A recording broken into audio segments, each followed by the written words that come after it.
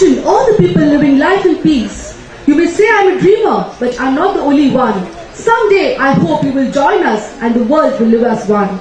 I begin with these words of John Lennon.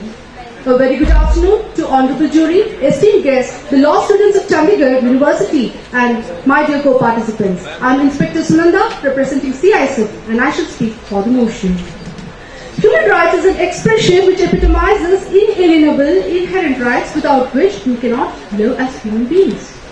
Human rights are the eternal part of the nature of human beings which are required for the development of their personality, quality, intelligence, talent and conscience.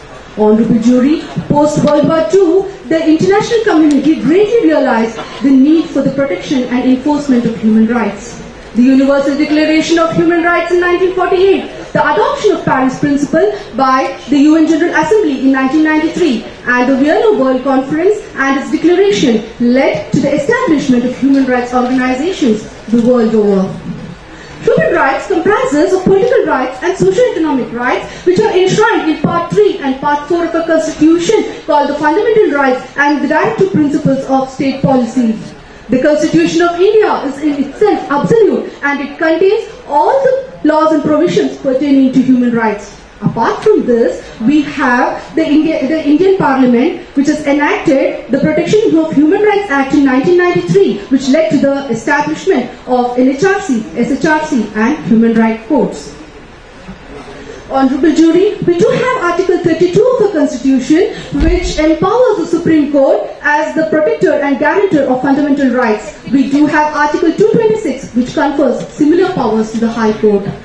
Apart from this, we have various legislations such as the Domestic Violence Act 2005, Sexual Harassment of Women at Workplace Act 2013, SC/ST Atrocities and Prevention Act, Women and Child Rights Commission and many more to name.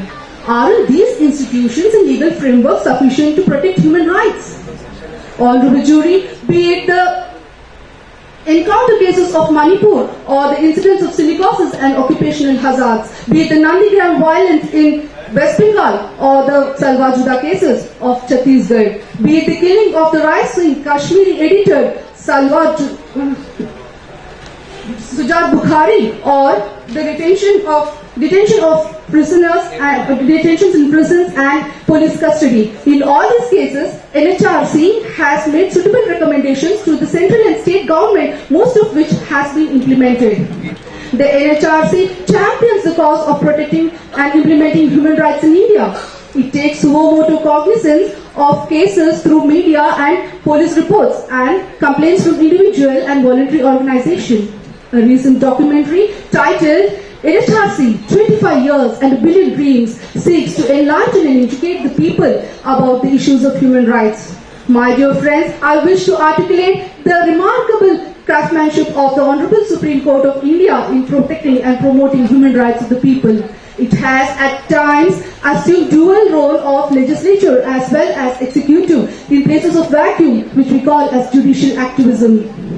Be it considering the cases of Maneka Gandhi versus Union of India, Rudraj Rao versus State of Bihar, Bandhu Mukti Borcha versus Union of India, Husainara Khatun versus Home Secretary of Bihar, and MC Mehta versus Union of India. In all these cases, the Supreme Court has successfully ordered the states to compensate the victims of human rights violations by upholding and expanding the principles, the provisions in Article 21, Article 22/1 and Article 39A enshrined in our Constitution.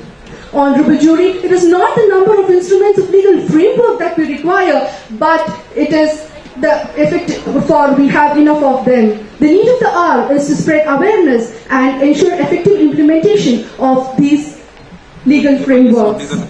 We had pledged to achieve a just and equitable society. We had pledged to uphold the principles and ideals enshrined in our Constitution. We even pledged for the protection and security of the rights of all citizens of our country. We pledged to sustain peace and harmony along with the cultural and linguistic diversity. So my dear friends, let's not reform history or the existing legal framework. Rather, let's follow the righteous path of our ancestors who believed in the concept of